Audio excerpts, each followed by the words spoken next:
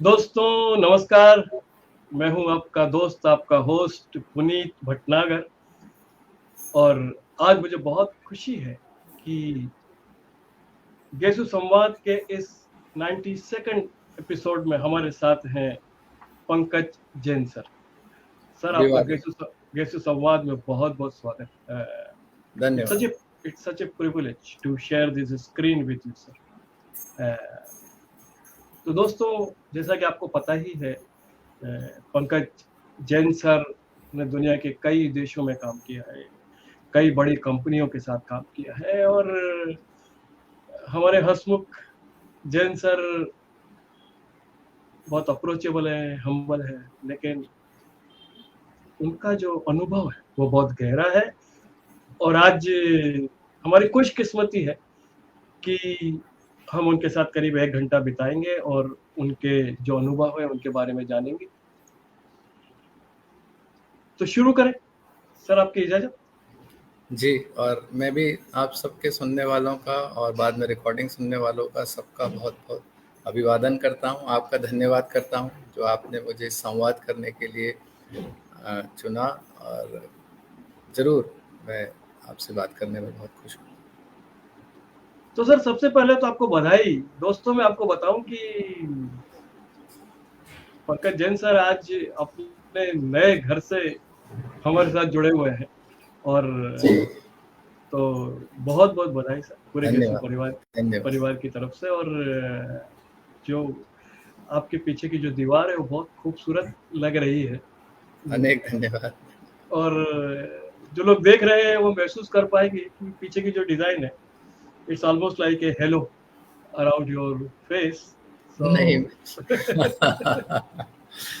On the lighter note, जी। तो चलिए शुरू करते हैं सर। करीब 40 सालों का अनुभव आपको है अपने व्यावसायिक जीवन में काम करने का। जी। और जब हम आपका लिंक्डइन का प्रोफाइल देखते हैं और जब हम वहाँ पे जो लोगों ने आपको रिकमेंड किया है उनको देखते हैं, मतलब उनका कद देखते हैं, तब समझ में आता है कि हमारे सीनियर पंकज जैन सर कौन है, क्या है। एक छोटी सी झलक मिलती है। लेकिन साथ में फिर ये ख्याल भी आता है कि क्यों ना सीखें कि आप यहाँ तक पहुंचे कैसे, आपकी ये जर्नी यहाँ तक आई कैसे। और कोई भी जर्नी को समझने के लिए जरूरी है कि सबसे पहले समझें कि शुरू कहाँ से। हाँ। तो अब अपने बचपन के बारे में कुछ बताइए, अर्ली लाइफ के बारे में, जो शायद गेसु के दोस्तों को ना पता हो। जी। जी, धन्यवाद। और ये बात सीखने के लिए नहीं है, मगर मैं अपने जीवन के कुछ पहलू या जो भी घटनाक्रम है वो साझा कर रहा हूँ। हाँ जी, मुझे नहीं लगता कि इससे कोई सीख आगे होगी। हाँ और मैं अपने आप को, आपने मुझे, मतलब मुझे लगा कि आप कॉलेज से मुझे उंगली थमाएंगे, मगर आपने बचपन से मुझे कहने का दिया। तो मेरा जन्म नीमच में हुआ, जहाँ मेरा ननिहाल है। ओके। और मेरे पिताजी इंडस्ट्रियल ट्रेनिंग इंस्टीट्यूट, जो कि आईटीआई के नाम से जाना जाता है, हाँ हाँ हाँ। उसमें वो टेक्निकल प्रोफेशनल थे, वाइस प्रिंसिपल थे। तो उनके साथ बचपन में मैं मालवा के आसपास, अ, जैसे रतलाम, देवास, इंदौर, उज्जैन, यहाँ उनका ट्रांसफरेबल जॉब था, तो वैसा मैं हुआ। और मेरी एक छोटी बहन थी, हम 2 भाई बहन हैं। और पिताजी और माताजी बहुत हमको अच्छे से जो संस्कार और मूल्य और अपब्रिंगिंग जो परवरिश की, उसके लिए बहुत ज़्यादा मैं धन्यवाद देता हूँ। तो मूलतः जो अहिंसा और संभाषण अच्छा करना, यही सब, मतलब बचपन में आप ये पूछ रहे हैं तो मेरा स्कूल की शुरुआत जो केजी लेवल की हुई वो इंदौर में हुई। उसके बाद हम रतलाम आए। मैंने गुजराती समाज हायर सेकेंडरी स्कूल, जो वहाँ का मशहूर स्कूल है, वहाँ से 11वीं कक्षा पास की। और हमारे समय तक जीईटी नहीं होती थी, मेरे ख्याल से 84 की आखिरी थी, 79 के समय, जब हम हायर सेकेंडरी के 11वीं के रिजल्ट के बेसिस पे इंजीनियरिंग में एडमिशन होता था, वो भी सरकारी गवर्नमेंट इंजीनियरिंग कॉलेजेस में। तो मैंने 11th की थी और मेरा वेटिंग में नंबर था जीएसआईटीएस इंदौर में, और ओके। मेरा एडमिशन उज्जैन में हुआ। हाँ उज्जैन में मेरे सबसे बड़े मामा जी जो श्री सिंथेटिक्स में थे वो काम करते थे, तो उन्होंने कहा नहीं तुम उज्जैन आ जाओ, इंदौर मत जाओ। और फिर मैंने उसको रिनाउंस करके उज्जैन चुना और मुझे बेहद खुशी है कि वो निर्णय लिया। उज्जैन से मैंने 84 में आप हिंदी या अंग्रेजी मतलब तो 84 में मैंने ग्रेजुएशन किया, उतने ही परसेंट मार्क्स भी आए थे मुझे। अच्छा, क्या बात है। जी और टॉप किया था उस समय। और बस यही बचपन था मेरा, और खेलते कूदते स्पोर्ट्स में इसमें एक्टिव था, बहुत तो ज़्यादा नहीं कह सकता। तो सर मुझे ये बताइए कि मतलब बाय चॉइस आप उज्जैन में आए, हालांकि आपको चाहते तो शायद इंदौर भी मिल सकता था। तो उज्जैन इंजीनियरिंग कॉलेज का आपका अनुभव क्या रहा वहाँ पर? कुछ वहाँ की कोई अगर यादें हो जो आप साझा करना चाहते हैं, जो शायद आपके दोस्तों के दिल में फिर से वो यादें जगा दे? हाँ, यादें तो बहुत हैं और खट्टी मीठी भी है। और कई बार मैं डे स्कॉलर था, मैंने कभी हाँ, हॉस्टल हाँ, लाइफ नहीं जी। हाँ, हाँ, और मेरे मामा जी साहब के साथ रह के करीब 6 या 8 महीना मैं रह के, और फ्रीगंज से बसें जाती थी, जो उज्जैन इंदौर की बसें हैं वो कॉलेज के सामने उतार देती थी, और सिटी बस भी चलती थी। और तो उसके बाद मेरे पिताजी जो देवास में आईटीआई में थे, उन्होंने मेरी खातिर उज्जैन में घर बना था और उन्होंने ऑन ऑफ किया सुबह। ओके, क्या बात है। हाँ, उन्होंने करीब 2.5-3 साल देवास इंदौर सॉरी देवास उज्जैन आना जाना किया सुबह 5 बजे उठ के। तो करीब 10 सवा 10 बजे हम इंदौर बस पकड़ के कॉलेज जाते थे। और तभी से मेरी बहुत तेजी से खाने की आदत हो गई, क्योंकि मैं नहा के आता था, टेबल पे थाली लगी रहती थी और 10 बजे में 5 या 7 मिनट में खाना खा के कॉलेज भाग जाता था। शायद तभी से मैं हमारे घर जो आमंत्रित मेहमान होते हैं उनसे तेजी से खा लेता हूँ, तो मुझे लगता है मुझे धीरे खाना चाहिए। हाँ, इसके लिए तो सर डांट कभी-कभी मुझे भी पड़ती, क्योंकि और अनुभव अच्छा था। फर्स्ट ईयर में, सेकंड ईयर में हम थोड़े से सहमे थे। उस जमाना रैगिंग का था, और बड़े मैं उस समय था जब वशिष्ठ साहब के लड़के जो वशिष्ठ हैं वो फाइनल ईयर में थे और दूसरे थे। और 2-4 बार मुझे भी उसका अनुभव हुआ, पर मैं लकी था कि मुझे कोई ना कोई, जिनको मेरे चेहरे में अपना अतीत दिखता था, वो बचा के ले जाते थे, इसको मेरे पास भेज दो। और फिर then they used to ask me soft questions और मैं मार से बच जाता था। मगर तो ये प्रवीण वशिष्ठ जी का आपने जिक्र किया जी, वो भी संवाद में पहले एक बार आ चुके हैं। हाँ। और तो सर उस जमाने में रैगिंग बहुत होती थी, अब उसके बारे में क्या बात हाँ, की जाए? कुछ लोग उस पहलू को मैं कहते हैं छूने के लिए माफ़ी चाहता हूँ, वो बहुत ज़्यादा याद करने जैसा या चर्चा जैसा विषय नहीं है। हाँ, तो और दूसरी बात ना, उस दौर में काफ़ी कुछ हुआ है जो पर ठीक है, वो उस दौर की बातें थी। और तो कॉलेज में एकेडमिक लाइफ में ऐसा कुछ हुआ जो रिमार्केबल है? एक तो आपने टॉप किया। जी, बस अच्छा था। हाँ, मुझे इंजीनियरिंग ड्राइंग में बहुत इंटरेस्ट था, बहुत इंतज़ार करता था मैं शुरू से ही ड्राइंग में दिलचस्पी लेता था, स्केच करता था। मेरी गणित इतनी अच्छी नहीं थी जितनी केमिस्ट्री और फिज़िक्स थी, तो केमिस्ट्री में हमेशा हाईएस्ट स्कोर रहते थे और गणित में अतिरिक्त मेहनत करके जो स्तर पाना ज़रूरी था उतना पा लेता था। और धीरे-धीरे करके मैंने मैकेनिकल इंजीनियरिंग चॉइस से ली थी। एक जुड़ा हुआ इसका एक पहलू है। शायद बहुत कम लोगों को मालूम है कि मैंने चूँकि ड्राइंग में मेरी दिलचस्पी थी, तो एमएससीटी भोपाल से मैं आर्किटेक्चर का भी एंट्रेंस एग्ज़ाम देने गया था। मेरी इच्छा थी कि मैं आर्किटेक्ट बनूँ। और अभी तक मुझे उस विषय में बहुत दिलचस्पी है। तो वहाँ पे ऐसा था उस समय कि 20 लोगों का क्लास होती थी, जो एंट्रेंस होता था, बी आर्किटेक्ट फर्स्ट ईयर का जो 20 लोगों का एंट्रेंस का बैच होता था। और उसमें वो अपनी एक एंट्रेंस एग्ज़ाम लेती थे जिसमें 4 या 5 टेस्ट होते थे।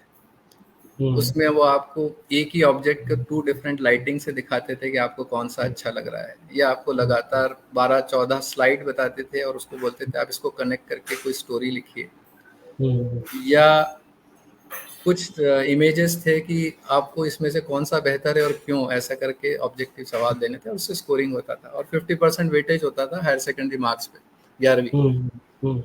तो मुझे मेरे पिताजी मेरे साथ गए, वहाँ 2-3 दिन रहे और एंट्रेंस एग्ज़ाम दिया, रिजल्ट भी हमारे सामने आया और अच्छा रिजल्ट आया। उसमें 150 कैंडिडेट में मेरी सेकंड पोजीशन थी, मुझे अच्छा लगा।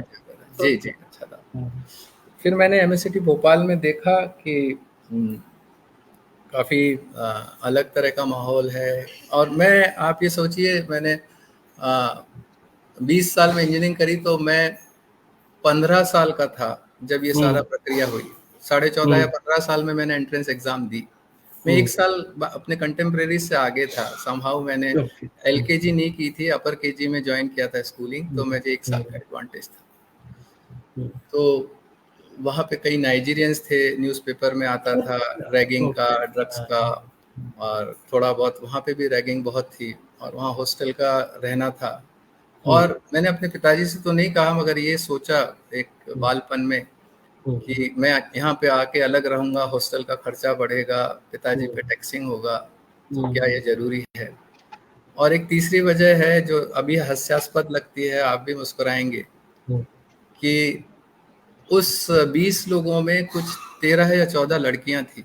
और मैं शुरू से थोड़ा सा शर्माता था, या आप कुछ भी कहिए, तो मैंने एक इसको डिटरेंट मानते हुए मैंने पिताजी को कहा नहीं, मुझे आर्किटेक्चर नहीं करना, मैकेनिकल में मैं करूँगा, क्योंकि मेरे पिताजी डीजल इंजीनियरिंग में थे। मैंने आईटीआई में बचपन में मैकेनिकल इंजीनियरिंग के बहुत सारी चीज़ें देखी।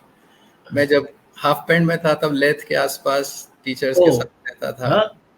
बिल्कुल बिल्कुल। हाँ, और तो मैंने फिर उज्जैन से मैकेनिकल इंजीनियरिंग की। अगर ये सवाल आपका जवाब मैं थोड़ा लंबा दिया, पर जो रोचक नहीं, पर ये बहुत इंटरेस्टिंग है, क्योंकि एक तो ये पता चला कि आपका इंटरेस्ट था आर्किटेक्चर, ये पता चला। दूसरा, किस तरह के एग्जाम होता है मुझे पता नहीं था, वो बहुत सारे स्टूडेंट्स को भी कुछ नया पता चला होगा। और सबसे इम्पोर्टेंट कि सब लोगों की, अब तो खैर काफ़ी कन्याएं हैं गेसू में, लेकिन हमारे वक्त में भी ये बहुत एक कंप्लेन होती थी कि लड़कियां नहीं है कॉलेज में। आपके वक्त में तो मेरे ख्याल से कोई नहीं होगी।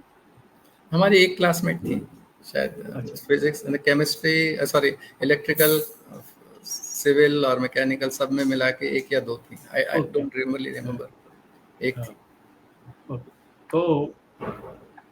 तो सर चलिए, ये बात हुई। और तो आप शुरू से थोड़े से रूखे स्वभाव के थे उस वक्त। अभी तो बहुत रूखा हूँ मैं। मुझे माफ कीजिए, मैं थोड़ा मजाक के मूड में आ गया, आपने मुस्कुराहट दे दी। तो अभी बताइए कि उस जमाने में कैंपस इंटरव्यू तो होते नहीं थे। हाँ, नहीं। तो आप अभी यहाँ पर अपने जॉब में कैसे पहुंचे? अच्छा सवाल है। हम लोग सब कुछ 4-5-7 लड़के साथ में ही प्लान करते थे कि कहाँ का एग्ज़ाम दे, कहाँ का नहीं दे।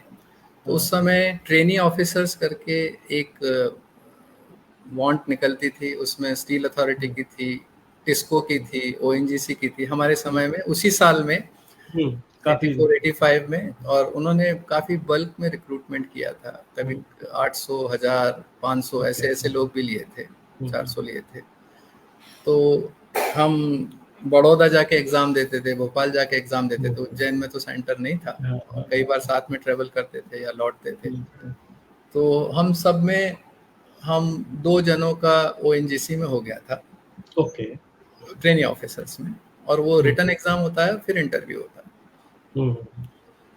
तो उसका एक आग्रह ये था कि ओएनजीसी का थोड़ा सा एक ग्लैमर था कि बड़ा अच्छा चैलेंजिंग काम करते हैं। जैसे आज भी हम नेवी के बारे में सोचते हैं तो ऐसे सोचते हैं कि बहुत अच्छी लाइफ है, वैसा ओएनजीसी का भी था। और ओएनजीसी की जो बेसिक सैलरी की स्केल, स्टार्टिंग स्केल थी, वो दूसरों से 100 या 130 रुपए ज़्यादा थी। वो 1130 रुपए की स्टार्टिंग थी उस समय, और शायद कोल इंडिया की 1020 या 1000 कुछ थी। तो ओएनजीसी के प्रति आग्रह था, तो मैंने टिस्को में मेरा हो गया था, जमशेदपुर में, मगर फिर मैंने ओएनजीसी चुना और आसाम गया। तो ये और फिर ओएनजीसी में आने के बाद मैं तेल के क्षेत्र में, ऑयल एंड गैस में आया।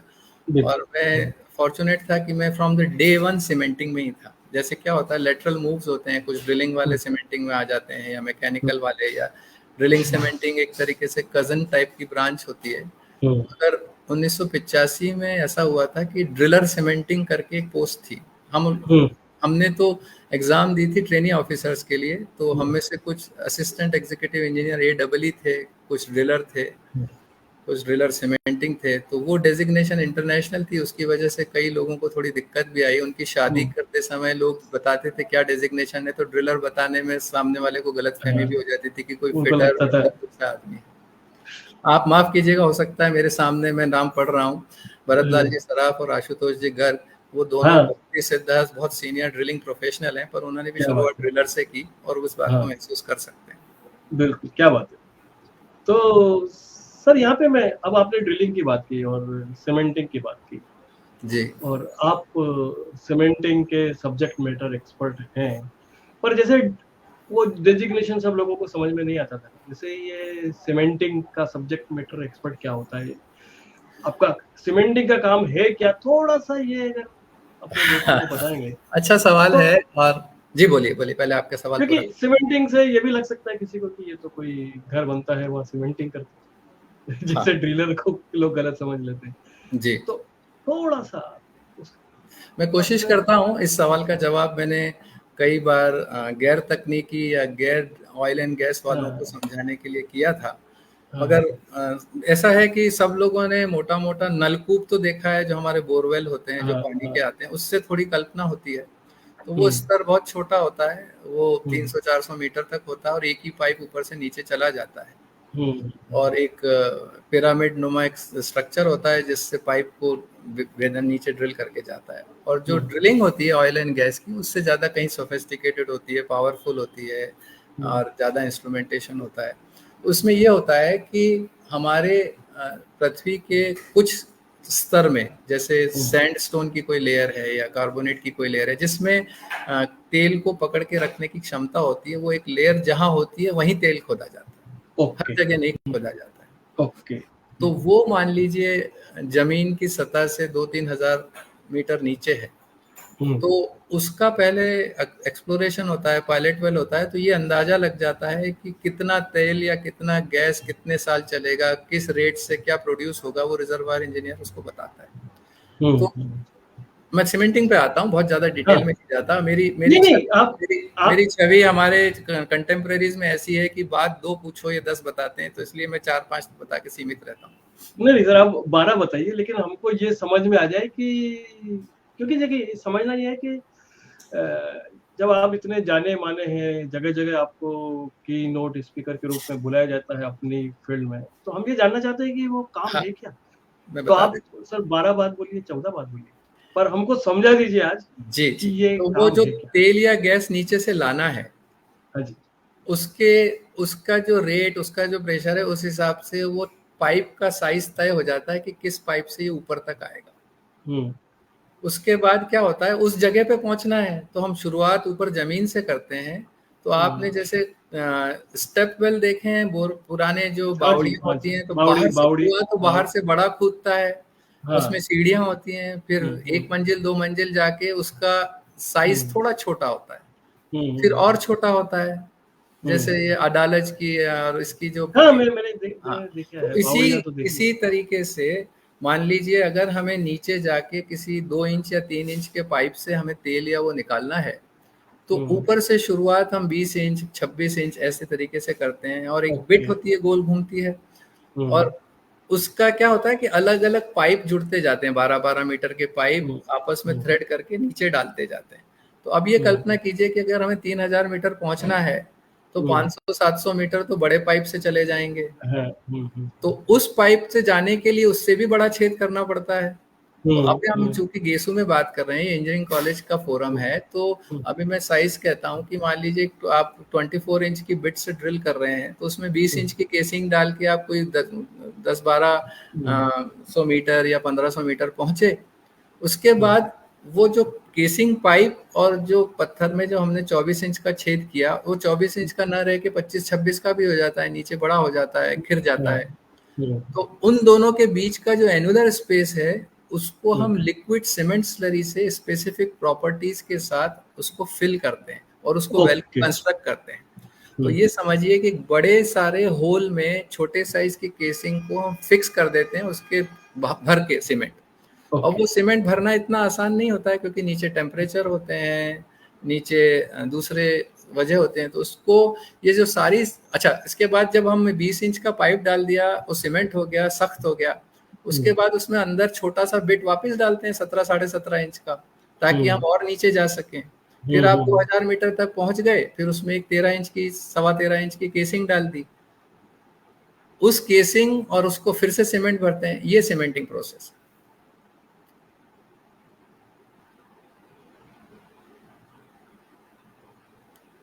मैं आपका पैन फ्रीज हो गया पुनीत जी, मेरी आवाज आ रही है?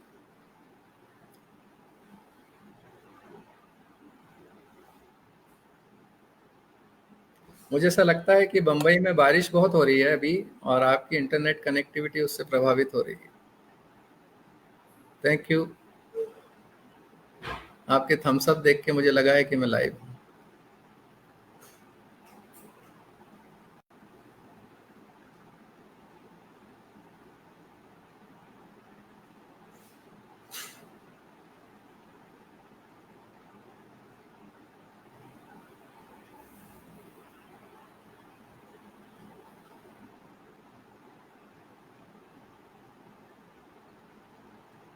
I think we lost connection from Puneet जी। इस बीच में मैं अपने दोस्तों को, अपने मित्रों को, सबका अभिवादन करने का मौका लेता हूँ।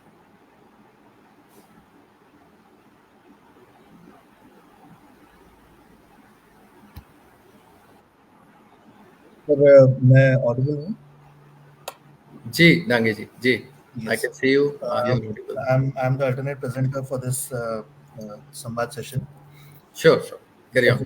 पुनीत सर का जो कनेक्टिविटी है, आपकी आवाज थोड़ी सी कमजोर सी है, थोड़ा सा जोर से बोलिए या आपकी माइक की सेटिंग थोड़ा सा जोर से कीजिएगा, बाकी मैं सुन तो पा रहा हूँ। ओके सर, मेरा ये कहना है कि पुनीत सर का कनेक्शन शायद we have lost his connection because of heavy rains in Mumbai.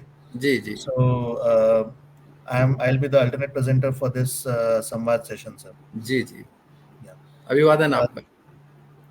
Sir, thank you, sir, and it's a real pleasure to really interact with you, sir.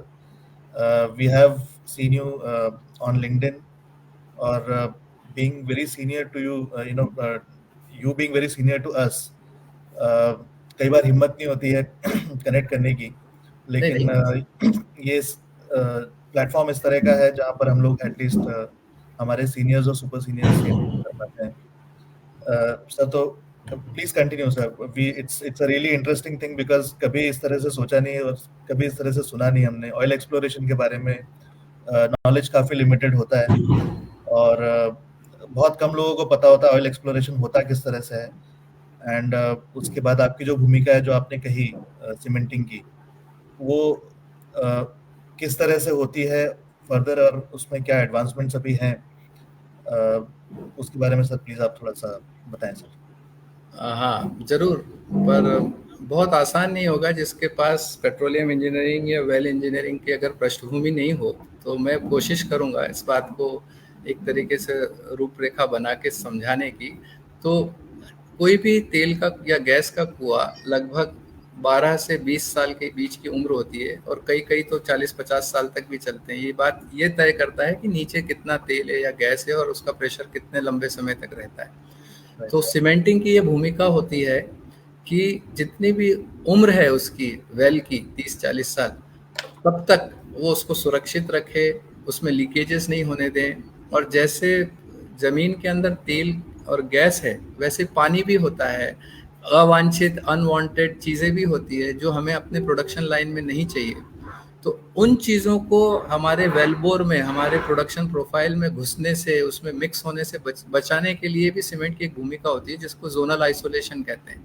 We are interested in a particular zone which is zone of our interest, zone that yields oil and gas hydrocarbon, but we want to make sure that wherever we have perforated, जहाँ हमने हमारी रुचि है, वो दूसरी चीज़ों से intermingle ना हो, आसपास के पड़ोसी लोग जो हमारा तेल का शामियाना है जिसके लिए हमने कुर्सी बिछाई है, उसमें दूसरे अवांछित गेट क्रैशर्स लाके बैठ ना जाए, वो जो इंतज़ाम होता है वो सीमेंटिंग करता है। उसमें जो चैलेंजेस आते हैं, उसमें कई बार नीचे बहुत ज़्यादा टेम्परेचर होता है, ज़्यादा टेम्परेचर होने से सीमेंट जल्दी सेट होता है। आपने देखा होगा कंस्ट्रक्शन सीमेंट लगभग 20 से 24 घंटे में एक पर्टिकुलर स्ट्रेंथ लाता है जब वो सेल्फ सपोर्टिंग होता है, जबकि ऑयल एंड गैस जो सीमेंट होती है उसको क्विक सेटिंग सीमेंट बोलते हैं। तो उसमें अगर हम बिना कोई केमिकल या एडिटिव मिलाएं तो वो लगभग 90 मिनट में ही सेट हो जाती है। तो 90 मिनट में वो सीमेंट का पाउडर और पानी की स्लरी मिलके एक पर्टिकुलर डेंसिटी की स्लरी नीचे पहुंचा के और जहाँ पे चाहिए वहाँ पहुँचे और जहाँ नहीं चाहिए वहाँ से हट जाए, इस सारी प्रक्रिया में 90 मिनट से ज़्यादा लगते हैं। तो उसकी बहुत ज़्यादा उसकी कंडीशनिंग होती है, उसमें रिटार्डर्स मिलाए जाते हैं, एक्सेलरेटर्स मिलाए जाते हैं, फ्लूइड लॉस एडिटिव मिलाए जाते हैं, उसकी बहुत सारी प्रॉपर्टीज़ होती हैं। वो सीमेंट स्लरी सिंपल बेसन और दही और पानी जैसी कड़ी नहीं होती है, उसके सिर्फ स्वाद ही नहीं होता, उसको बहुत सारे डिलीवरेबल्स नीचे देने होते हैं।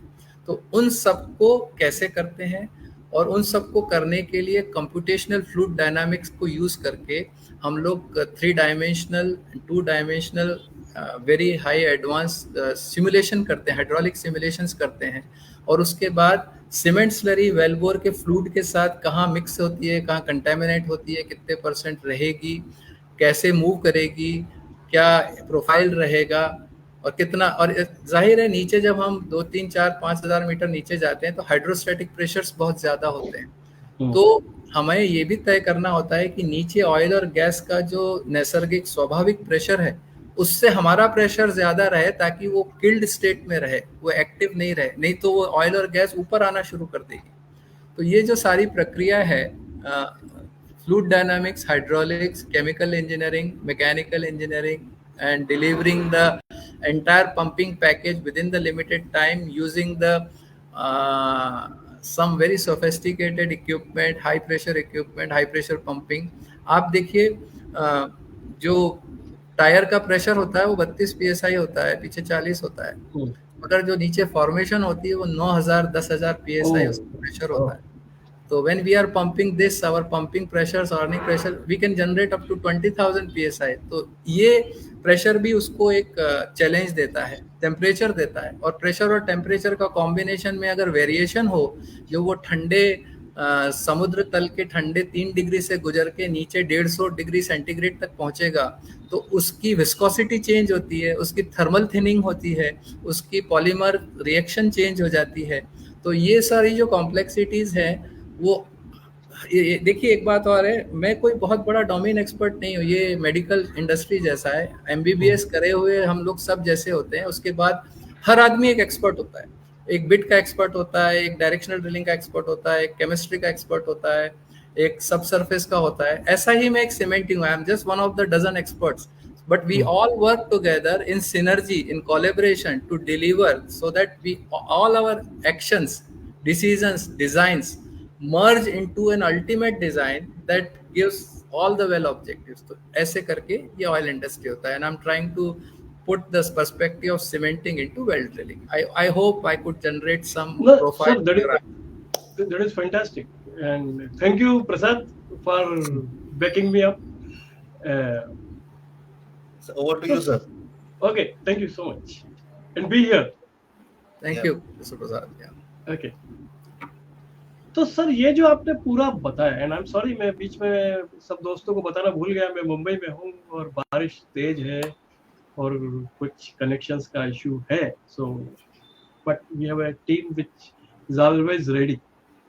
सो सर मैं ये पूछना चाह रहा हूँ आपसे कि इतना टेक्निकल काम जो आपने बताया, इट्स वेरी वेरी टेक्निकल, और जैसे आपने बताया कि 90 मिनट में ही सब कुछ हो जाना चाहिए, उसी दौरान से हो जाना चाहिए। ज्यादा में भी होता है, पर उसके लिए हम कुछ केमिकल मिलाते हैं जिससे वक्त बढ़ जाए। तो मैं ये कह रहा हूँ कि 2 चीजें मुझे समझ में आ रही जो मैं जान पाया।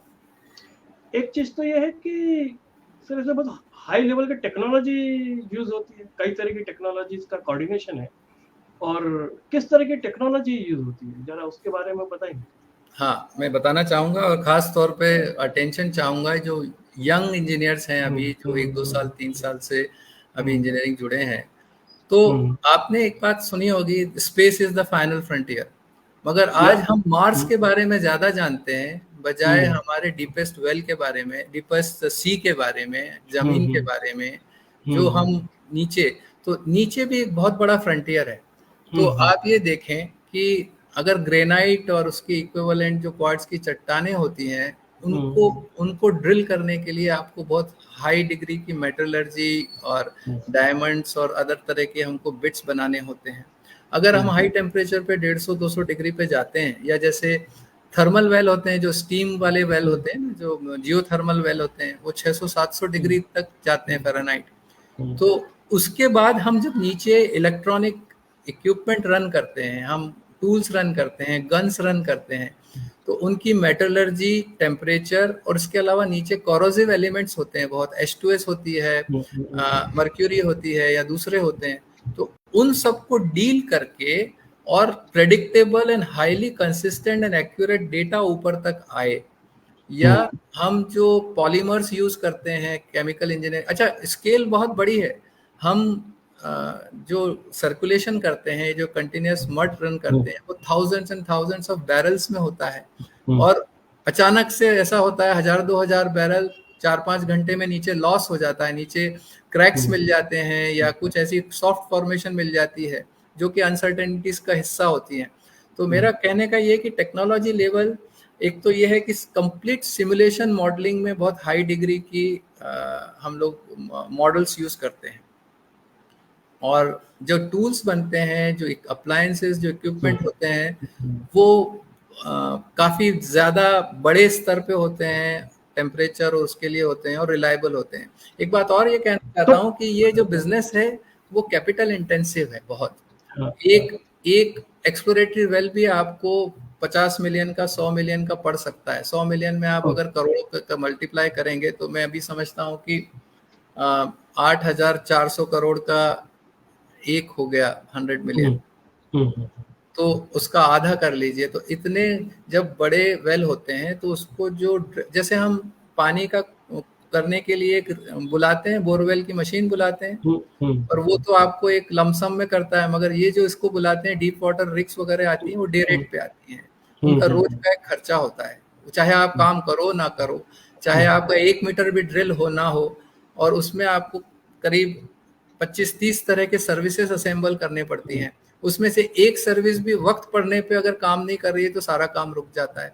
तो इस सारी स्कीम ऑफ थिंग्स में सारा जो एक प्रिंसिपल होता है, एक जो अप्रोच होती है, वो zero shutdown, backup, covering for all contingencies, whatever you have thought of and what you have not thought of, 100% backup, ये सब चीज़ों से सब काम करते हैं। तो टेक्नोलॉजी ऑलमोस्ट स्पेस एज जैसी टेक्नोलॉजी ही ऑयल में ड्रिलिंग में होती है। उसमें इलेक्ट्रॉनिक्स भी होता है, केमिकल इंजीनियरिंग भी होता है, मेटलर्जी भी होता है, हाइड्रोलिक्स भी होता है, मैकेनिकल इंजीनियरिंग भी होता है, high degree of power generation भी होता है, और सैटेलाइट से यूज करके पावर थ्रस्टर्स चलते हैं, और सॉफ्टवेयर्स बहुत यूज होते हैं, 3 डायमेंशनल 2 डायमेंशनल मॉडलिंग।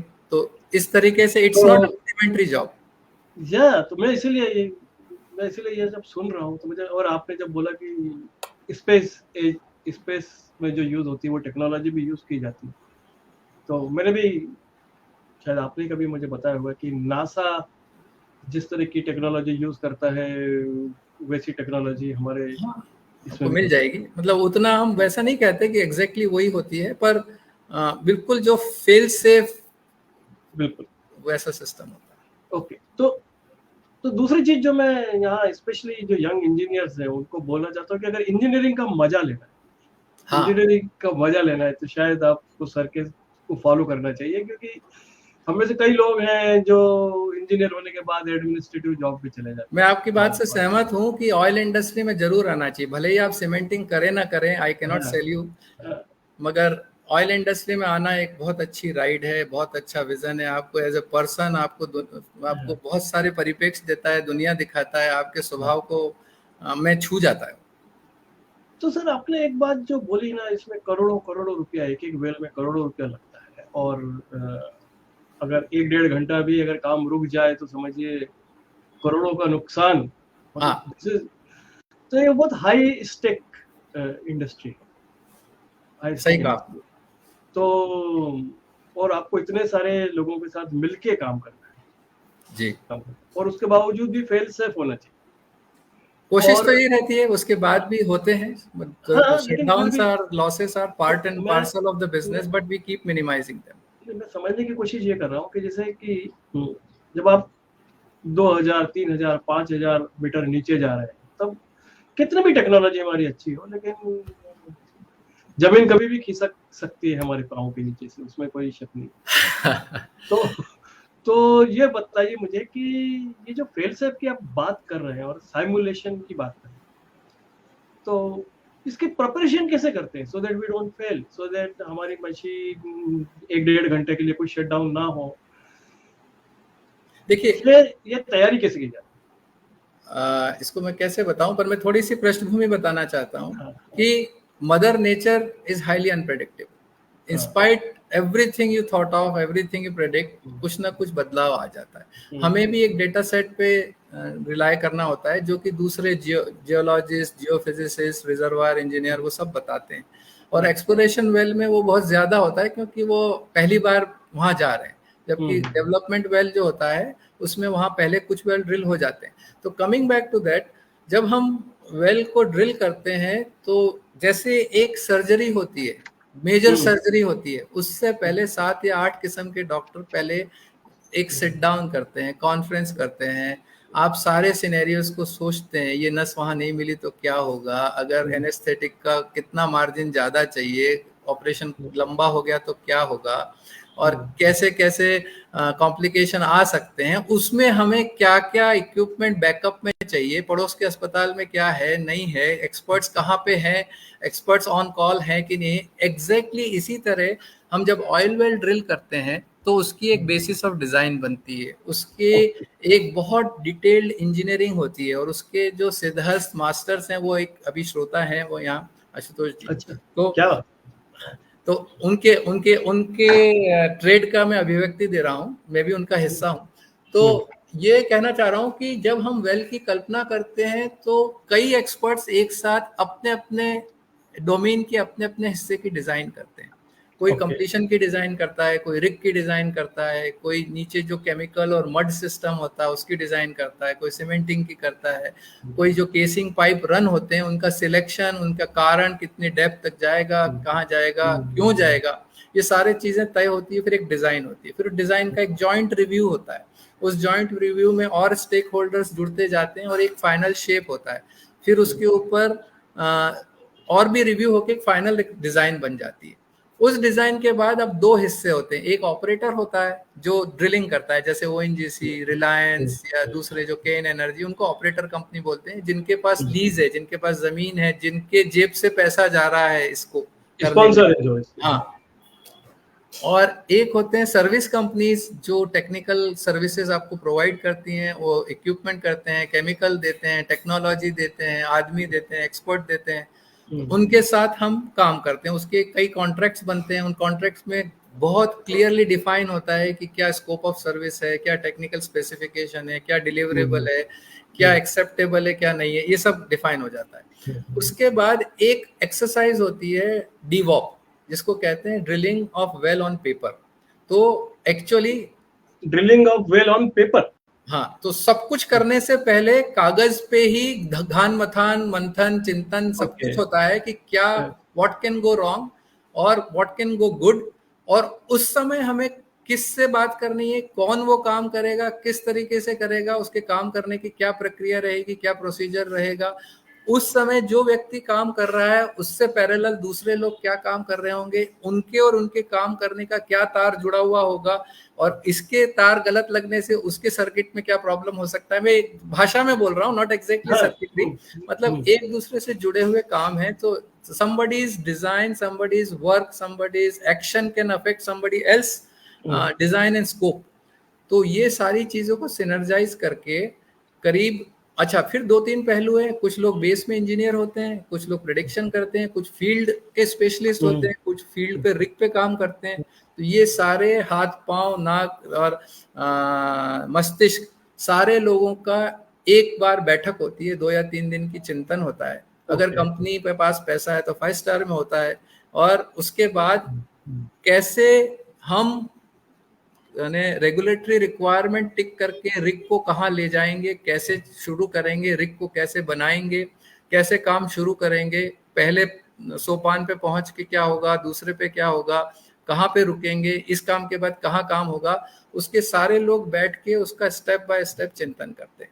उसको डिवॉप बोलते हैं। उस करने से बहुत सारी चीज़ों का मतलब एक्चुअल ऑपरेशन से पहले ही समाधान सा दिखने लगता है। और उसमें ये भी होता है, अगर ऐसा हुआ, एक वाइज भी होते हैं, टीज भी होते हैं, अगर ऐसा हुआ तो ये करना है, अगर ऐसा हुआ तो ये करना है, और अगर कुछ भी समझ में नहीं आया तो किसको फोन करना है, किसके लिए रुकना है, कितनी देर तक रुकना है, ये सारे प्रोटोकॉल्स फिक्स हो जाते हैं। अच्छा, तो ये भी सब फिक्स हो जाते हैं। ओके जी जी। अगर 30 मिनट तक निदान नहीं आए और आपकी किसी से बात नहीं हो तो आपको एस्केलेट करके किसको फोन करना है। 1 घंटे का शटडाउन हुआ, उसके ये सर्विस कंपनीज, उसके बाद आप दुबई से लेके ह्यूस्टन तक के नंबर आपके पास रहते हैं।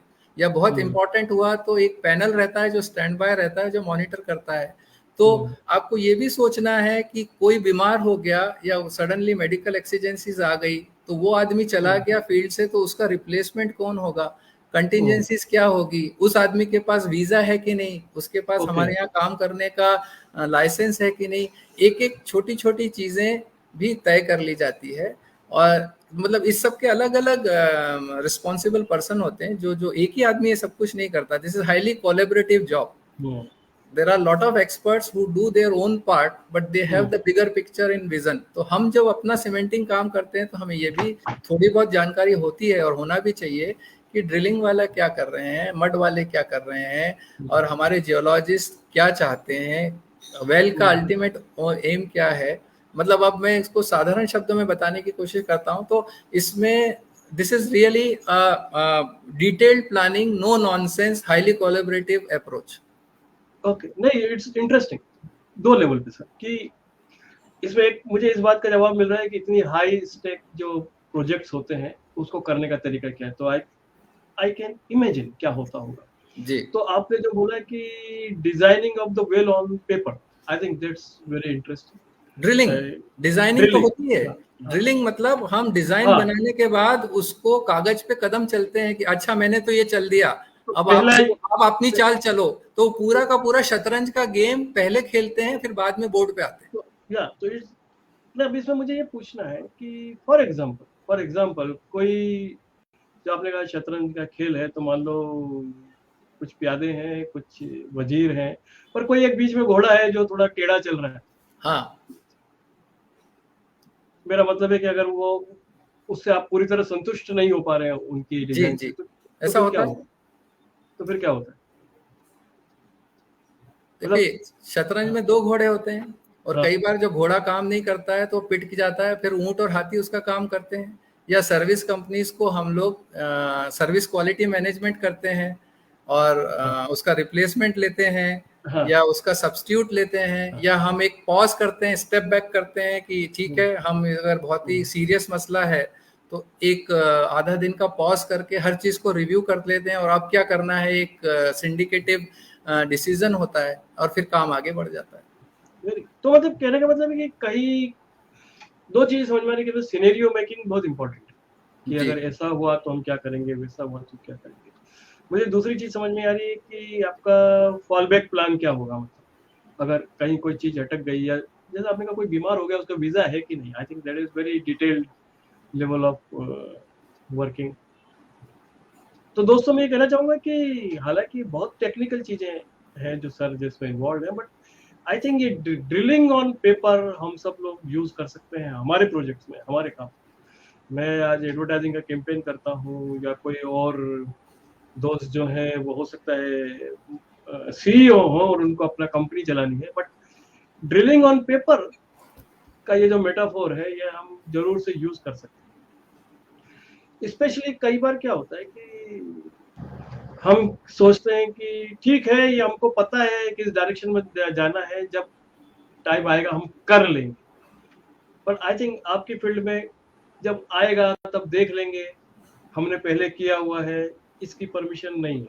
करेक्ट? हर वेल नया होता है। एक जैसे कभी कभी ऑयल फील्ड में 40-40 वेल एक साथ ड्रिल होते हैं सेम फील्ड में, मगर 29वां और 39वां वेल एक जैसा नहीं होता। वो अपने अपने स्वभाव से, अपनी जन्म पत्री के हिसाब से नए चैलेंज पैदा करते हैं। तो उनको क्या बात। सबको, जैसे एक परिवार के सारे अलग होते हैं, वैसे सबका गोत्र एक होती है, सबका मूल स्वभाव एक होता है, मगर व्यवहार अलग अलग होता है। तो उन सबको डील करना पड़ता है। आई थिंक दिस डिसिप्लिन में आज इस अपनी जो पूरे वार्तालाप में से I would take this is very important learning कि हम जो भी कुछ कर रहे हैं, I think doing it on paper is very very important before I'm we happy do. that this is a standard practice oil field की, Yeah, this is not something new that we do or only बस तो sir उस domain में से हम ये सीख सकते हैं।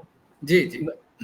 नंबर 2 जो मुझे समझ में आया, which is very important, कि everyone is ruthless with everyone because हमारा प्रोजेक्ट पहले है, वो अच्छी तरह होना चाहिए। तो उसमें आपका पर्सनल ईगो या मैं एक्सपर्ट हूँ, मैं जानता हूँ का रोल नहीं हम होगा। लोग शुरू से कहते हैं हमारा क्लाइंट या कस्टमर हमारा वेल है, Okay, और yes. हम सब उसको फीड कर रहे हैं, हम उसको सर्व कर रहे हैं। तो कई बार इस प्रक्रिया में अगर दूसरा पर्सन जो सर्व कर रहा है उसके ऊपर हम वेल को रखते हैं। बिल्कुल, that's important, and I think that works in everything. मतलब किसी के लिए वेल उसका मार्केटिंग कैंपेन है, किसी के लिए वेल उसका ऑर्गेनाइजेशन डिजाइन है, किसी के लिए वेल कुछ और है। But I think everyone should understand, and I think this is a learning which is missing from many businesses कि तो सर इसमें एक चीज और बताइए कि अब आप सब एक्सपर्ट है, अब धुरंधर है अपने अपनी फील्ड के, तो डिजाइन तो एक चीज हुई, ड्रिलिंग एक चीज हुई, टेक्नोलॉजी एक्सपर्टाइज एक चीज हुई, बट ह्यूमन रिलेशनशिप भी तो बहुत इंपॉर्टेंट हो जाता है। How you deal with the experts, ये सबसे बुनियादी सवाल है। एक चीज, being an expert, you always respect the other expert.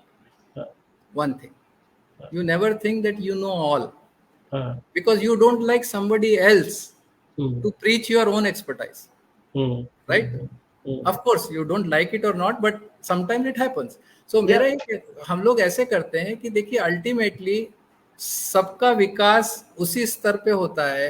जैसे मैं आसाम गया, मैंने पंप पे काम किया, ट्रक्स पे काम किया, ओएनजीसी के लिए 18 घंटे एक फील्ड से दूसरे फील्ड पे काम किया, अपने सीनियर्स को काम करते देखा, उनसे सीखा, और मुझे लगता है कि मैं किसी दूसरे थोड़े से डिफरेंट तरीके से करूं तो वो इम्प्रोवाइज होता है, तो वो भी करके देख लिया और वो काम करता है, तो मैंने अपनी प्रैक्टिस बदल ली। वैसे करते करते आदमी के साथ फील्ड बदलते हैं, वेल्स बदलते हैं, देश बदलते हैं, नेशनैलिटीज बदलती है, लोग बदलते हैं, संस्कृतियां बदलती है, कल्चर्स बदलते हैं। इन सबको देखते देखते देखते आपको सबसे पहले ultimately you are human first, right?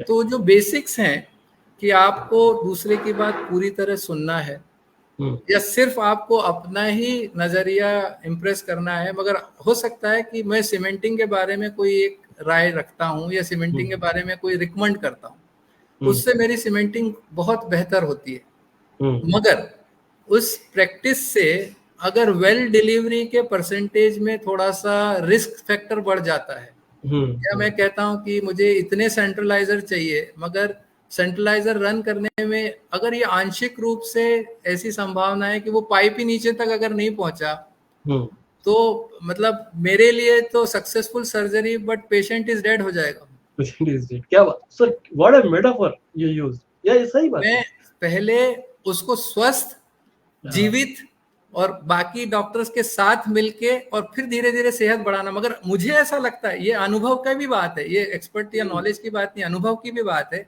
मुझे ये लगता है कि वो ओवर डिफेंसिव है, वो सिर्फ अपना वो देख रहे हैं, मगर उसके कारण बाकी की चीजों में कहीं अगर डाइल्यूशन हो रहा है, तो देन ये मेरा फर्ज है कि मैं अनसर्टन टर्म्स में, फर्म शब्दों में एज एन एक्सपर्ट उस बात को एक्सप्लेन करूं। उसके बाद वो होता है या नहीं होता है, दैट इज मैनेजमेंट और managers decision, but it is my duty to explain the perspective.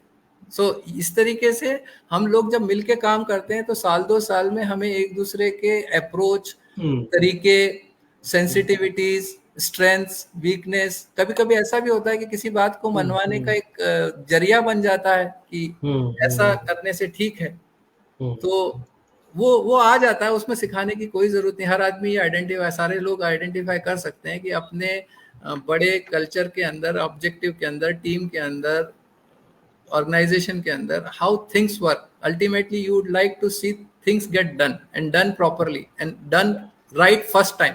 हमारे एक बहुत इंपॉर्टेंट फ्रेज है, do it right first time because you don't get second time to do it.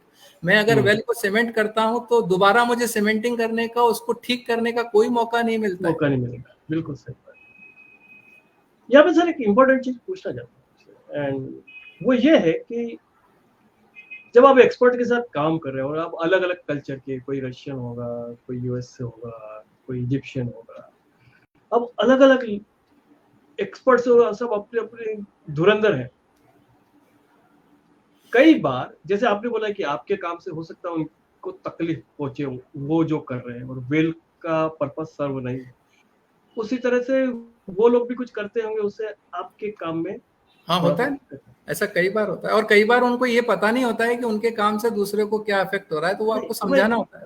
नहीं तो ये मैं पूछ रहा हूँ कि कई बार ऑब्जेक्शन लेना, हाँ, किसी को बोलना नहीं ऐसा नहीं हो सकता सर। समटाइम्स बहुत सारे लोग जो है ना वो अपने हम्बलनेस में, स्पेशली मैं इंडियन कॉन्टेक्स्ट में बात कर रहा हूँ, हम लोग थोड़ा सा कच्चे रह जाते, हम कन्फ्रंट नहीं करते जी। इसके बारे में कुछ आप बोलेंगे? समाओ मुझे ऐसा पर्सनल एक्सपीरियंस तो नहीं है, क्योंकि मुझे लोग कहते हैं कि आप जरूरत से ज्यादा पुश करते हैं and I can generate few smiles right here. मगर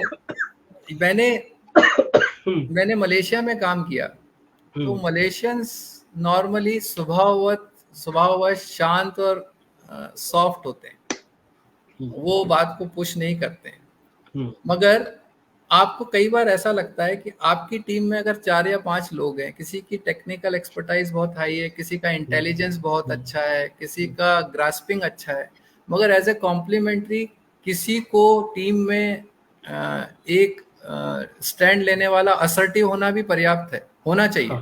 ऐसा नहीं हुआ तो आप अपनी एज ए टीम उस बात को ठीक से रख नहीं पाते या रख के डिफेंड नहीं कर पाते, तो ऐसा होता है। मगर कई बार क्या होता है कि आपको ये कॉल लेना होता है कि as an expert you can only advice and then advice strongly, then you can repeat your advice and say it with the very uncertain term, and then that's about it. Then you cannot push for it, and then ultimately the person who has the visibility and vision for bigger things, more stakeholders interaction, it is his or her call, and then we are quite fine with it. Then we don't take it on our ego, and मैं ऐसा नहीं सोचते कि हमने तो कहा था नहीं माना। हम लोग ऐसे कप नहीं पटकते हैं टेबल पे या अपनी कैप को ऐसे करके जो फिल्मों में होता है वैसा नहीं करते। Yes, emotions come, you can find out in the tone, you can find out on the face, but you are matured enough to take it that way. So I think that assertiveness जो आपने बोला बहुत important है, और मैं जानबूझ के इस चीज को अंडरलाइन कर रहा हूँ क्योंकि मैंने इंडिया में देखा है कि कई लोग बहुत अच्छा करते हैं, पर जब मल्टीनेशनल कंपनियों में काम करते हैं और जब गोरे लोगों के साथ मीटिंग में बैठते हैं, कई बार है ना वो सहम जाते हैं। मैं यही बात कहना चाहता हूं कि अगर आपको लगता है कि आप सही बात कह रहे हो, आप टेक्निकली स्ट्रांग हो, आपके पास डेटाबेस है, आपके पास उस चीज का रेफरेंस है, अनुभव है, तो कोई फर्क नहीं पड़ता कौन सा क्या है। ये एक्चुअली हमारी औपनिवेशिक थोड़ी सी हमारी ये कमी रहती है कि किसी गोरे के कहने को हम जल्दी से मतलब उसका कन्फ्रंट नहीं करते।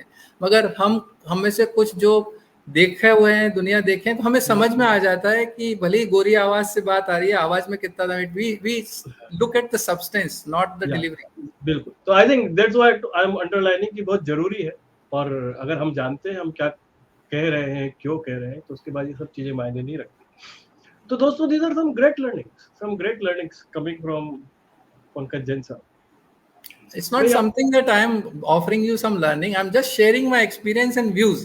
If you feel you can pick up few things, I'll be happy. But I never see as if एक बात और है मैं कहना चाहता हूँ, I have a lot of passion and I have a lot of experience in knowledge sharing and teaching and running the professional courses and those things also. I'm quite in some of the conferences. But what we do primarily, it's not that we bring set of complicated things and then try to teach people. No. हमारा ये कोशिश रहती है कि जो सुनने वाले हैं, श्रोता हैं, जिज्ञासु हैं या कैंडिडेट्स हैं, they should develop a genuine interest into the subject.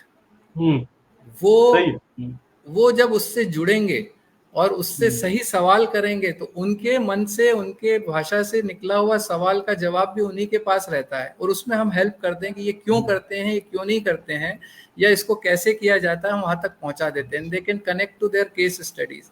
मगर हम सबसे ज्यादा जिज्ञासा बढ़ाना और उसका शमन करना, ये हमारा फर्स्ट इंटरेस्ट रहता है. तो सर आज आपने बहुत सारी जिज्ञासा जगाई. मैं सबसे पहले, जैसे ये सेशन खत्म होगा ना, सबसे पहले मैं गूगल पर जाके ड्रिलिंग ऑन पेपर ऐसा कुछ डाल, मतलब मैं पूरी कोशिश करूंगा कि मुझे ऐसा कुछ मिले, या किसी दिन मैं, आप आजकल इंदौर में है तो मैं इंदौर में आके आपके साथ बैठूंगा. जरूर स्वागत है आपका. और हम सब लोग चाहेंगे, मतलब कि maybe someday we can do a simulation, किसी और प्रोजेक्ट को पकड़ के कैसे किया जा सकता है, अगर कभी पॉसिबल हुआ तो. जरूर. But this is fantastic. अब मुझे आप ये बताइए सर कि इतने अलग अलग देशों के लोगों के साथ काम करने में, एक्सपर्ट एक बात हो गई, जब आप टेक्निकल चीजों के बारे में बात करें तब अलग बात होगी, पर इसके अलावा क्या आपके अनुभव है, मतलब कैन यू शेयर वन और टू थिंग्स विद. हाँ, मतलब सारे अनुभव अधिकतर सब सुखद हैं, बहुत अच्छे हैं. एक बात है कि जो 20 साल 30 साल एक्सपीरियंस वाले जो वेस्टर्नर्स होते हैं, that include Europeans and Americans and all that, उनकी एक बहुत ही मतलब अच्छी क्वालिटी ये होती है. देखिए, वो भी ह्यूमन बीइंग है. They also prefer their own countrymen, they also have some groups, they have preferences. Not everybody is straight in what he is saying or she is saying and what they are being. That is all human nature, nothing. मगर वो लोग अपने काम के प्रति बहुत प्रतिबद्ध होते हैं.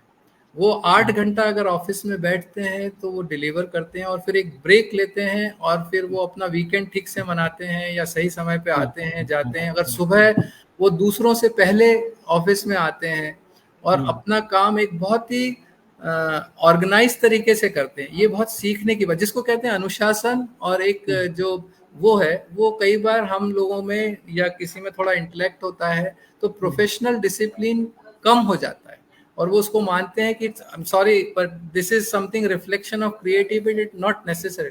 Creativity mixed with a dedication gives a lot more than just the intellectual thing. तो ये एक बहुत अच्छी चीज है. और टिपिकल जो कहना होता है ब्रिटिशर्स के बारे में, little upper stiff not too bad वाला जो है, वो बात सही है. They don't mix up so easily, but when they do, they really value and respect your opinion. Americans are very outgoing. तो मैं ये नहीं कह रहा हूँ कि अलग अलग नेशनलिटीज के बारे में अपनी राय दूं, but it is always so much of learning. और एक चीज मैंने देखी, हर आदमी अपने परिवार के प्रति, अपने फैमिली के प्रति, अपने रिलेशनशिप के प्रति इतना कॉन्शियस और कमिटेड होता है. That is something different. That most of them happen to do 2 or 3 4 marriages, और sometimes they do month trip और 2 months ट्रिप टू थाईलैंड और इंडोनेशिया फॉर लेजर. मगर हर व्यक्ति परिवार से बहुत जुड़ा होता है, और हमको प्रोफेशनली इस बात को इंडियंस को बहुत रिमाइंड नहीं कराना पड़ता. बट स्टिल मैंने ये देखा है, यंग जनरेशन वाले, इसमें including my son and daughter in law, ये लोग बहुत ज़्यादा कैरियर ओरिएंटेड हो गए हैं, वर्क ओरिएंटेड हो गए हैं. इनकी लाइफ डिक्टेट सिर्फ काम से होती है. हमें जीवन के अलग अलग पड़ावों में अपने संबंधों को दूसरों के साथ एज ए ह्यूमन पढ़ना, आपकी अपनी क्या रुचि है, संगीत है, पढ़ना है, इन सबको नर्चर करना जरूरी होता है. नहीं तो हमारे जैसे जब सफेद दाढ़ी वाले 60 साल में जब पीछे मुड़ के देखते हैं तो हमें लगता है कि काश ऐसा कर लिया होता. अगर आप लोगों के पास समय है, मानव व्यक्तित्व के बहुत ज्यादा आयाम हैं, we are not limited. You can spend multiple layers of your sphere on different quantums and energies, and you can continue grow yourself, not necessarily on the expense of one or the other. So ये मेरा एक अनुभव है. अब मैं sir अपने जब बात की, हमने ब्रिटिशर्स की बात की, यूरोपियंस की,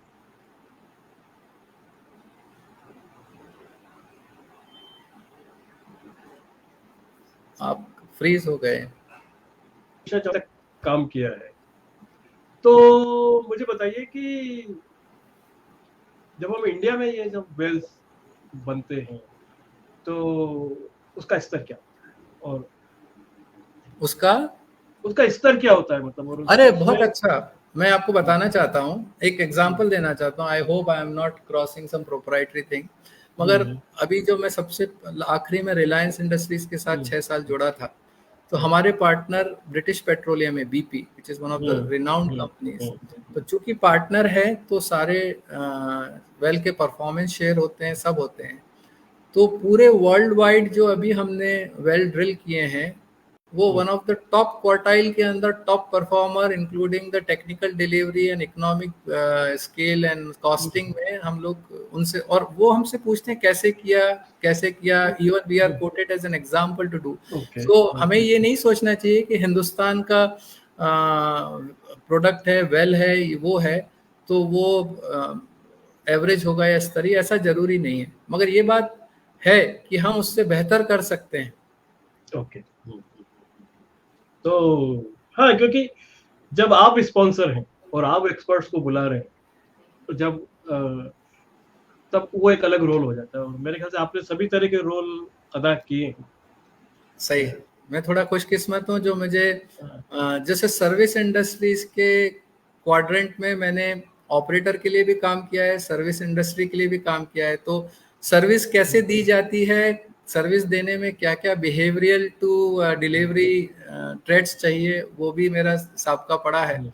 और as an operator, as a client, आपका प्रोग्रामिंग, आपकी सर्किटरी डिफरेंट होती है, आप थोड़े से सख्त सवाल करते हैं, आप डिमांड करते हैं क्यों नहीं और क्यों और कैसे और क्यों नहीं, एंड इस तरह के सवाल ज़्यादा होते हैं, आपकी एक्सपेक्टेशंस होती है और वो रीजनेबली होती है, वो भी है। इसके अलावा मुझे खुशी है कि मैंने ऑपरेशंस में भी काम किया है। 10-15 साल मैंने रेगिस्तान में, समुद्र में खुद पंपिंग यूनिट्स चलाई हैं, 60-60 घंटे तक बिना नींद लिए या 52 डिग्री 51 डिग्री के टेम्परेचर में बाहर जाके भी काम किया है, लोहा उठाया है, हैमर मारा है, केमिकल्स डील किए हैं, और इधर भी काम किया है बेस इंजीनियरिंग में as a domain expert and all that with all others. तो ये जो ऑयल इंडस्ट्री के कई पहलू हैं, उसके सबके अनुभवों से थोड़ा सा समझ में आ जाता है कि क्यों नहीं होता है या क्यों होता है, या कहाँ पे सेफ्टी कहाँ तक हो सकती है, कैसे हो सकती है। तो प्रासंगिकता जिसको कहते हैं, वो हर चीज की, मुझे ऐसा लगता है कि मुझे लकीली थोड़ा सा ब्रॉडर पर्सपेक्टिव मिला है। तो कहने का मतलब ये है कि ऑयल एंड गैस इंडस्ट्री ने आपको जिंदगी के बहुत सारे पहलू दिखाए, मतलब जिंदगी जीने को मिली सर, ऐसा बोलूंगा। हाँ, पर बाद में मुझे परिवार से ये भी सुनने को मिलता है कि आप बहुत रूखे और अनसोशल आदमी। ऐसा? ओके, तो अब उसके बारे में मैं कोई टिप्पणी नहीं कर सकता।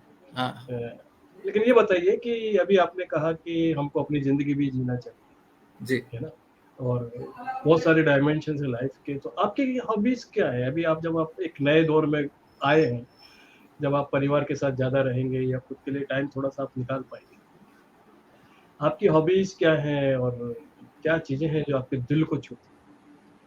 देखिए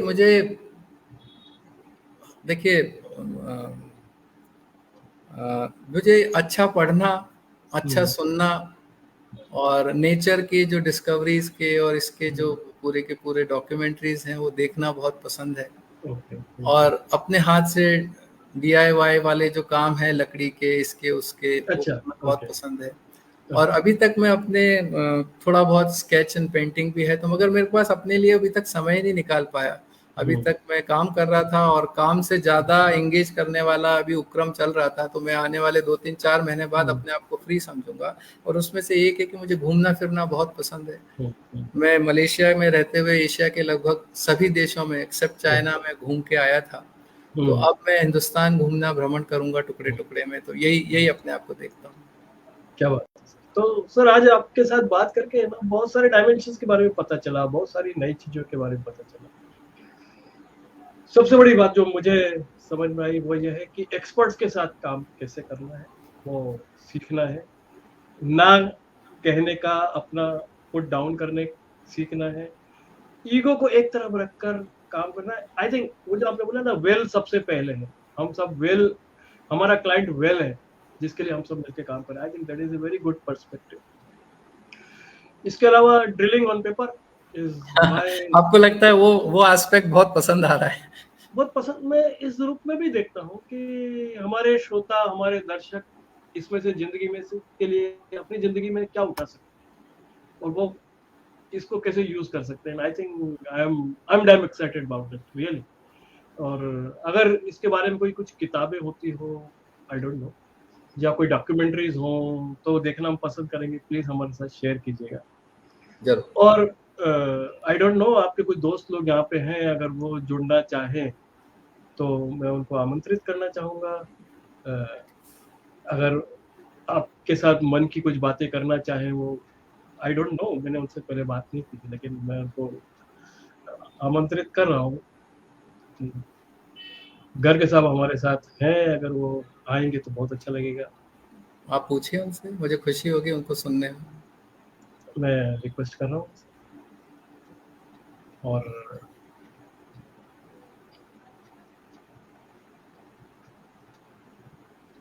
लेट अस से क्या बात है। नमस्ते सर, आपका उज्जैन इंजीनियरिंग कॉलेज के एलुमनाई की तरफ से बहुत बहुत स्वागत है।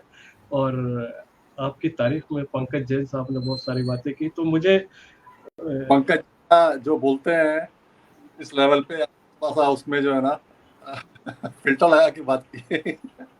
अच्छा, ओके। कि हम दोनों बिल्कुल बाजू बाजू में हम लोगों का रूम था। हाँ, हम लोगों ने मेरा बहुत अच्छा समय गुजरा है उनके साथ में पिछले 6 साल, प्रोफेशनली और पर्सनली दोनों। And those are the times and memories I'll cherish forever. Thank you. Same here. क्या बात। तो क्योंकि आपने लिखा भी था चैट में कि आप 6 साल आपने साथ में काम किया सबके, तो बहुत क्लोजली काम किया था। ओके, सो हमारा सौभाग्य सर कि आज आप हमारे गेसू के, हमारे एलुमनाई के फंक्शन में हमारे साथ जुड़े हुए हैं। और It is always a pleasure to listen to Pankaj ji. क्या बात है। अब आइए इंदौर आइए फिर चर्चा करते हैं बहुत सारी। हाँ जी, हाँ जी। आशुतोष जी, आप कहाँ पर हैं आज? मैं बॉम्बे में हूँ। अच्छा, बॉम्बे। मैं भी मुंबई में हूँ, हो सकता है हम कभी आपस में मिलें। और आप रिलायंस के जो ड्रिलिंग साइड के हेड हैं पूरे, अच्छा, वेल इंजीनियरिंग से लेके मैनेजमेंट तक। हाँ, तो मेरा काम ये था कि मैं सीमेंटिंग के बारे में एज एन एक्सपर्ट आपको गाइड करूं या आपको मैं राय दूं। आप मेरे से मशवरा जब चाहें जब करें। और कई बार मुझे लगता है मेरा मशवरा ज़्यादा ट्रैवल नहीं कर रहा है, तो मैंने जो कहा वो आपके उसी अनुभव से था। पर जब अब आपके संयोग से ही आप देखिए कि हमारे वेल पूरे वर्ल्ड में कितनी हाई रैंकिंग में प्लेस किए गए बीपी और रिलायंस की तरफ से। Definitely it's a top quartile performance and these wells are delivering very well. और मुझे खुशी है कि सीमेंटिंग ने उसकी बुनियाद अच्छी रखी, अभी तक कोई शिकायत नहीं है, बहुत मजबूत और अच्छा परफॉर्म कर रहे हैं। बिल्कुल सर, बिल्कुल। And we are thankful to you for that. तो सर आज गर्ग साहब आप भी जुड़ गए तो 4 चांद लग गए हमारी बातचीत में। और पंकज जैन सर को हम बहुत ऊंची नजर से देखते हैं, मतलब हमारे बहुत सीनियर हैं हम, पर आज तक हम दूर से देख रहे थे, हमको पता नहीं था ये एग्जैक्टली कितना टेक्निकल काम होता है या आप लोग क्या करते हो। आज थोड़ी सी उसकी एक झलक हमको मिली। तो मेरा परिचय अजय से भी है, अजय पथिक के साथ भी मेरा समय Pankaj is very passionate about his profession, very passionate। या तो पैशन जो है ना, हम लोग क्या है, हम लोग सब एक्सपर्ट होते हैं, but when the expert is passionate then it takes to a different heights. So that's what Pankaj. क्या बात है। तो हमारा सौभाग्य सर कि आज हम आपसे बात कर रहे हैं। मुझे आप लोगों ने चुना बातचीत के लिए, धन्यवाद बहुत। And thank you for that. Thank you sir. Thank you sir. और तो सर आपकी आज्ञा से मैं इसको यहाँ पे एक विराम देना चाहूंगा। जरूर क्योंकि फिर कभी मिलेंगे और फिर कभी बात करेंगे। जरूर शायद कुछ जो एक्सपर्ट्स हैं जो ऑयल एंड गैस में काम कर रहे हैं वो आपसे 1 to 1 मिलना कभी चाहे तो जरूर आपका नंबर उनके साथ शेयर कर सकता हूँ। जरूर मैं आपको भेज दूंगा, आप चैट में शेयर कीजिएगा और मुझे खुशी होगी सबसे बात करने। क्या बात। तो thank you so much. Thank you so much, I am the one two thank you. अरे नहीं सर, ये और सौभाग्य, आज दिल खुश हो गया, बहुत सीखा। तो शब्बा खैर, जय हिंद, जय Bharat, good night to everyone, thank you so much. Good night. Yes.